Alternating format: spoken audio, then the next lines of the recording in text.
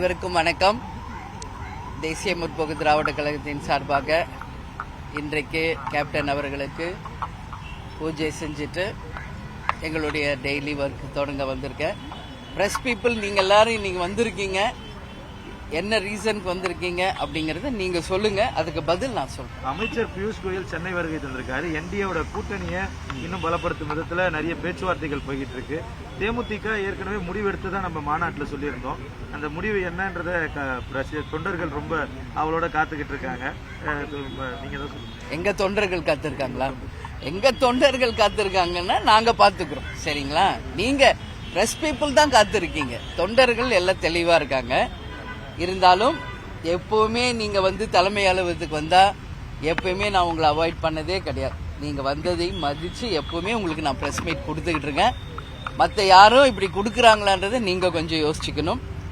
ஏன்னா டெய்லி இங்க அன்னதானம் நடக்குது, டெய்லி தலைவருக்கு பூஜை நடக்குது, இங்க எவ்வளோ பேர் கேப்டனை பாக்குறாங்கன்றதெல்லாம் நீங்க டெய்லி பார்த்துக்கிட்டு இருக்கீங்க. அந்த வகையில் இன்னைக்கு நீங்க வந்திருக்கீங்க. ஸோ நீங்க கேட்கிற பதில் சொல்றேன். அதுக்கு முன்னாடி ஒரு 4-5 மக்கள் பிரச்சனையை பத்தி நான் பேசணும்னு நினைக்கிறேன். ஏன்னா இன்னைக்கு நம்ம அரசியல் என்பது மக்களுக்காக தான் இந்த அரசியல். அப்படி இருக்கின்ற வகையில இன்னைக்கு நம்ம முக்கியமா நான் ஒரு பெண் தலைவராக இருக்கும் பொழுது மதுரையில் எல்ஐசியில அலுவலராக இருந்த கல்யாணி அப்படின்றவர் ஒரு தவறை சுட்டி காட்டியதால உடன் பணியாற்றுகின்ற ராமகிருஷ்ணன் அவர்கள் அவர் மீது பெட்ரோல் ஊத்தி எரிச்சிருக்கார். இது தீ விபத்து என்று நாடகம் ஆனாங்க. ஆனா இன்னைக்கு ஆய்வு செய்து அது திட்டமிட்டப்பட்ட படுகொலை அப்படிங்கறத கண்டுபிடிச்சு இன்னைக்கு அவரை கைது செய்திருக்காங்க. அதற்காக காவல்துறைக்கும் தமிழக அரசுக்கும் தேமுதிக சார்பா பாராட்டுகளை தெரிவிச்சுக்கிறேன். ஏன்னா இது வெறுமனே கண்துடைப்பாக ஆக்சிடென்ட் முடிச்சிடாம அதன் பின்னணி என்ன என்பதை ஆராய்ஞ்சு இன்னைக்கு கைது பண்ணியிருக்காங்க. ஒரு பெண் மேலாளர் அவங்க அந்த ராமகிருஷ்ணன் என்பவர் செய்த தவறுகளை சுட்டிக்காட்டி கண்டிச்சதுனால அந்த அம்மா மேல பெட்ரோல் ஊத்தி எரிச்சிருக்கார். இது எந்த அளவு ஒரு கொடுமையான ஒரு விஷயமாக நாம கண்டிப்பா எல்லாரும் சேர்ந்து இதற்கு எதிர்ப்பு தெரிவிக்கணும். இன்னைக்கு பெண்கள் எல்லா துறையிலும் கோலோச்சி இருக்கின்ற இந்த காலகட்டத்தில் ஒரு மேலாளராக இருக்கும் ஒரு பெண்ணுக்கே இந்த நிலை என்றால் என்ன பாதுகாப்பு இந்த மற்ற பெண்களுக்கு? இன்னைக்கு அவங்க வேலை செய்யற இடமா இருக்கட்டும், எங்க சென்றாலும் என்ன இருக்குன்றது இன்னைக்கு மிகப்பெரிய ஒரு கேள்விக்குறி. சட்டம் நிச்சயமாக இந்த விஷயத்துல கடுமையான ஒரு தண்டனையை ராமகிருஷ்ணனுக்கு வழங்க வேண்டும் என்று தேமுதிகவின் பொதுச் செயலாளராக பெண்ணா இல்ல ஒட்டுமொத்த பெண்கள் சார்பாக இதை நான் நீதி அரசர்களை கேட்டுக்கிறேன். உச்சபட்ச தண்டனையான ஆயுள் தண்டனையை அவருக்கு தரணும். ஒரு உயிரை அப்படி அவ்வளவு அனாவசியமா அவர் கொண்டிருக்காருன்னு இது ஏத்துக்கக்கூடியது கிடையாது. அதே போல அவர் பணியாற்றிய எல்ஐசி நிறுவனத்துக்கும் ஒரு வேண்டுதல், அந்த அம்மாவுக்கு குடும்பத்துக்கு உரிய நிதி வழங்கி அவங்க குடும்பத்தில் ஒருத்தருக்கு நிச்சயம் வேலை வாய்ப்பை தரணும். இது போன்ற நிகழ்வு வேறு எங்கும் நடக்காத வண்ணம் சட்டம் கடுமையான ஒரு நடவடிக்கை எடுக்கணும். அவருக்கு கொடுக்கிற தண்டனை இனி அந்த மாதிரி எண்ணம் கூட யாருக்கு வரக்கூடாது அப்படின்ற அளவு கடுமையான ஒரு தண்டனையா இருக்கணும். அதே போல நேற்று சென்னையில பாக்குறோம், டெலிவரி பாய் பைக்ல போறாரு, அவரை சுத்தி ரோட்ல பட்ட பகல வெட்டி கொலை செய்யறாங்க. அது மட்டும் இல்ல, இந்த மாதிரி கொலைகள் எங்கு பார்த்தாலும் நடந்துகிட்டு இருக்கு. இதெல்லாம் பாக்குறப்ப உண்மையிலே மிக மிக மனசு கஷ்டமா இருக்கு. கண்டிக்கக்கூடிய ஒரு விஷயம். கஞ்சா போதைகளை நிச்சயம் கட்டுப்படுத்தணும். இது போல சட்டம் ஒழுங்கை கட்டுப்படுத்தணும். மக்களுக்கு ஒரு பாதுகாப்பை நிச்சயம் இந்த அரசு உருவாக்கணும். அது மட்டும் இல்லை, இன்றைக்கு நம்ம மணலூர்பேட்டை, அதாவது கள்ளக்குறிச்சி மாவட்டம் மணலூர்பேட்டையில கேஸ் சிலிண்டர் வெடிச்சு ஒரு பெண்மணி உயிர் இழந்திருக்காங்க. கூட இருந்த 15-20 பேர் படுகாயம் அடைஞ்சிருக்காங்க. தேமுதிக சார்பாக எங்கள் மாவட்ட செயலாளர் கருணாகரனை, எங்கள் கழகத்தினரை சென்று அவங்களுக்கு அட்மிட் ஆனவங்களுக்கு ஆறுதலும், இறந்தவர்கள் உயிருக்கு நாங்க அஞ்சலி செலுத்த சொல்லியிருக்கோம். அவங்களுக்கு அரசு நிதி அறிவிச்சிருக்காங்க, வரவேற்கத்தக்க ஒரு விஷயம். ஆனால் இது போன்ற ஒரு பொது இடத்தில் இந்த மாதிரி நிகழ்வுகள் நடக்காத வண்ணம் முன்கூட்டியே காவல்துறை பாதுகாப்பு தரணும்னு சொல்லி நான் கேட்டுக்கிறேன். ஏன்னா இது போல சிலிண்டர் வெடிக்கிறது, கேஸ் பலூன் வெடிக்கிறது, பட்டாசு தொழிற்சாலையில விருதுநகர்ல இது மாதிரி பல விபத்துகள் எங்கு பார்த்தாலும் நடக்கு. இதில் அப்பாவி உயிர்கள் பலியாறாங்க. நிச்சயம் இது எல்லாமே தடுக்கப்பட வேண்டும் என்பதை மக்களுடைய கோரிக்கையாக தேமுதிக சார்பாக நான் வைக்கிறேன். இப்ப நீங்க கேட்ட கேள்விக்கு பலமுறை உங்க எல்லாருக்குமே நான் பதில் சொல்லிட்டேன். எங்களை விட நீங்கெல்லாம் ரொம்ப ஆர்வமா இருக்கீங்க நாங்க யாரோட கூட்டணி அமைக்க போறோம் அப்படின்றதுல. அந்த வகையில பத்திரிகை நண்பர்களாகிய உங்களை நான் அழைத்து உரிய நேரத்தில் அதிகாரப்பூர்வமாக அறிவிப்பேன். அதனால இன்னைக்கு நானே சேனல்ல பார்த்தேன், அவர் வந்திருக்காரு எங்களோட பேசுறாரு, நீங்க தான் போடுறீங்க. எங்களுக்கே இன்னும் தகவல் வரல. யார் உங்களுக்கு தகவல் கொடுக்கறாங்க? கொஞ்சம் சொன்னீங்கன்னா நல்லா இருக்கும். இதுதான் உண்மை. இன்னும் நான் இப்ப இங்க தான் நிக்கிறேன் தலைமை அலுவலகத்தில். எங்களை சுத்தி எங்க கழக நிர்வாகிகள் இருக்கேன். எங்களுக்கே அந்த மாதிரி ஒரு நியூஸ் இப்ப இந்த நிமிஷம் வரைக்கும் வரல. அப்படி இருக்கும் பட்சத்தில் மீடியாவுக்கு யார் இந்த மாதிரி தவறான ஒரு செய்திகளை கொடுக்கறாங்க என்பது உண்மையிலேயே எனக்கு புரியல. நான் பலமுறை உங்க எல்லார்ட்டையும் சொல்லிட்டேன். அப்படி ஏதாவது டவுட் இருந்தா எங்க கிட்ட கேளுங்க, நான் விளக்கம் சொல்றேன்னு. பட் நீங்க உங்க செய்தியை போடுற மாதிரி தான் இருக்கீங்க. நீங்க போட்ட செய்தியில் 1% கூட உண்மை இல்லை. இந்த நிமிஷம் வரைக்கும் யாரும் எங்களை அணுகவும் இல்லை, எங்களுடன் தொலைபேசியிலும் தொடர்பு கொள்ளல.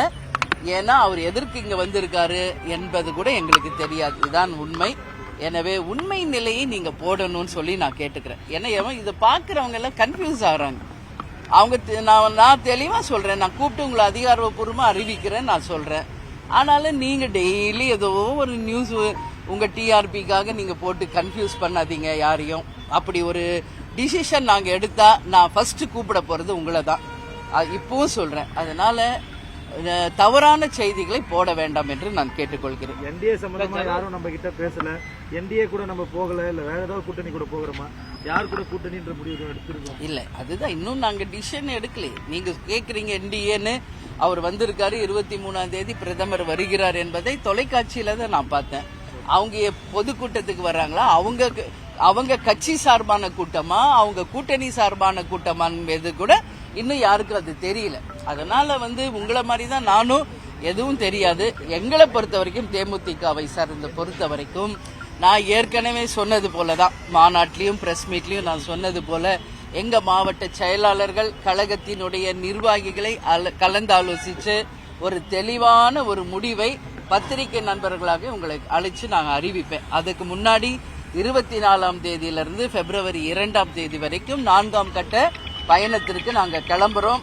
அதுவும் ஏற்கனவே திட்டமிட்டபடி அந்த பயணமும் நாங்க செய்ய இருக்கிறோம். அதாவது உள்ளம் தேடி இல்லம் நாடி மற்றும் மக்களை தேடி மக்கள் தலைவர் 4ஆம் கட்ட பயணம் நாங்க தொடர இருக்கிறோம் என்பதையும் தெரிவிச்சுக்கிறேன்.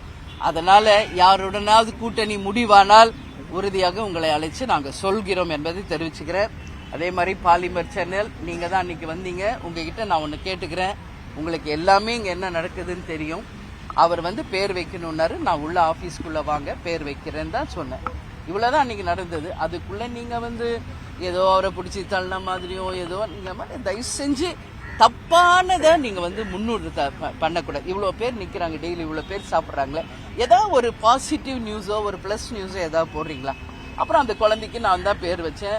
அவங்களுக்கு வேண்டிய மரியாதை செலுத்தி தான் நான் அனுப்புனேன். ஏன்னா 12:30 நான் சொல்றேன், டைம் ஆயிடுச்சு, சாப்பாடு போட்டு நான் ஆபீஸ்க்குள்ள வரேன், நான் பேர் வைக்கிறேன்னு தான் சொல்றேன். அதுக்குள்ள நீங்க ஒரு தவறான செய்தியை இனிமேல போட வேண்டாம் என்பதை எல்லா பிரச்சனையும் வச்சுக்கிட்டு உங்ககிட்ட சொல்றேன். ஏன்னா இங்க நடக்கிறது அத்தனையும் நல்ல விஷயங்கள் தான் நடந்துகிட்டு இருக்கு. அதையெல்லாம் நீங்க எதுவும் காமிக்க மாட்டேங்கிறீங்க. இல்லாத ஒரு விஷயத்தை பூதாகரமாக்கி மக்கள் மத்தியில உங்க டிஆர்பி ஏத்தணுன்றதுக்காக தேமுதிகவை தயவு செஞ்சு பயன்படுத்தாதீங்க.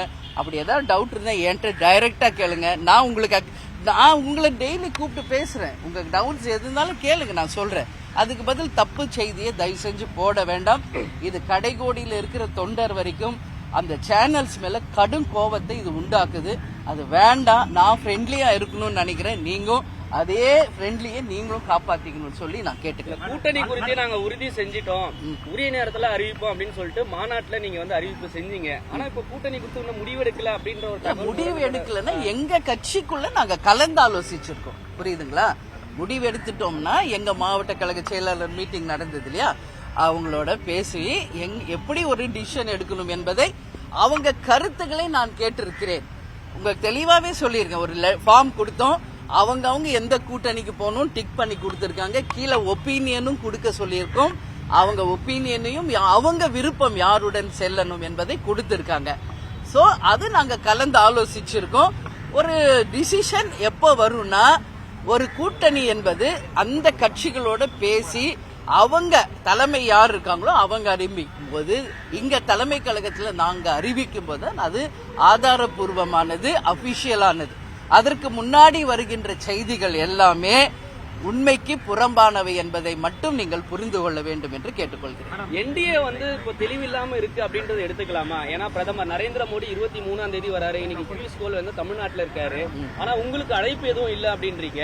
அப்போ என்டிஏ கூட்டணி குழப்பத்துல தமிழ்நாட்டுல இருக்கிறாங்க அப்படின்றத எடுத்துக்கலாமா? அது நீங்க பியூஷ் கோயல் இங்க வந்திருக்காரு, என்டிஏல இருக்கிற இன்னைக்கு பாஜகல இருக்கிற தலைவர்கள் இருக்காங்க, அவர்களிடம் கேட்க வேண்டிய கேள்வி.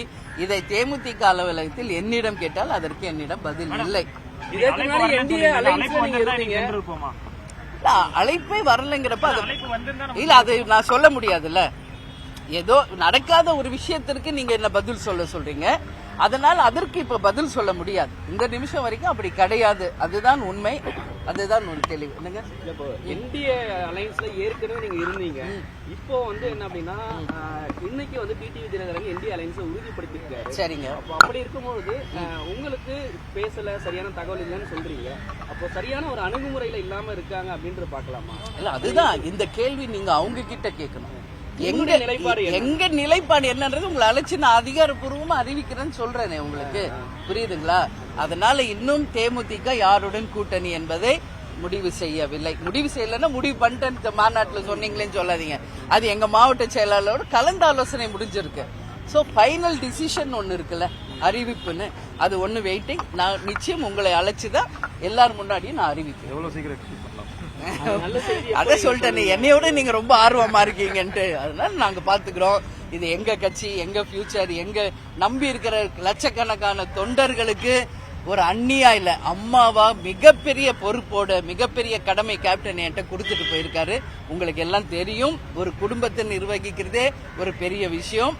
அப்படி இருக்கிறப்போ இவ்வளவு பெரிய ஒரு கட்சி மிக மிக பொறுப்புடன் மிக மிக அந்த பொறுப்புணர்வோடு நான் இருக்கேன். நிச்சயமாக உரிய நேரத்தில் அறிவிக்கிறேன். பியூஷ் கோயலிடம் அழைப்பு இன்னைக்கு வந்ததுன்னா நீங்க போய் பேசுறதுக்கு தயாராக்கீங்களா? ஒருவேளை உங்களுக்கு அழைச்சானே, சென்னையில தான் இருக்கிறாரு, எல்லாரையும் பார்த்துட்டு இருக்காரு, உங்களுக்கு அழைப்பு வந்தா நீங்க போறதுக்கு தயாரா இருக்கிறீங்களா? இல்ல, அப்படி வந்துச்சுன்னா உங்களுக்கு நான் சொல்றேங்க. இந்த நிமிஷம் வரைக்கும் வரல. அவங்க மீட்டிங்கே என்னன்னு இன்னும் நிறைய பேருக்கு புரியல. அவங்க கட்சி மீட்டிங்கா கூட்டணி மீட்டிங்கானே தெரியல. அதனால பொறுத்து இருப்போம். சரிங்களா? 23 தான் அவர் வர்றாரு, அன்னைக்கு பார்ப்போம். நான் தான் சொல்லிட்டேன். நீ ஒரு கட்சியா நீங்க கேக்குறீங்க. எல்லாருமே எங்களுக்கு தோழமை கட்சிகள் தான். ஏற்கனவே உங்களுக்கு சொல்லியாச்சு. கேப்டன் குரு பூஜைக்கு எல்லாரும் வந்தாங்க. எல்லாருமே எங்க ஃப்ரெண்ட்லி தான், தோழமை கட்சி. ஆனா யாருடன் நாங்கள் இறுதி கூட்டணி அமைக்க போகிறோம் என்பதை உரிய நேரத்தில் எங்கள் மாவட்ட கழக செயலாளர்களை மீண்டும் அழைத்து அதிகாரப்பூர்வமாக உங்களுக்கு அறிவிப்போம்.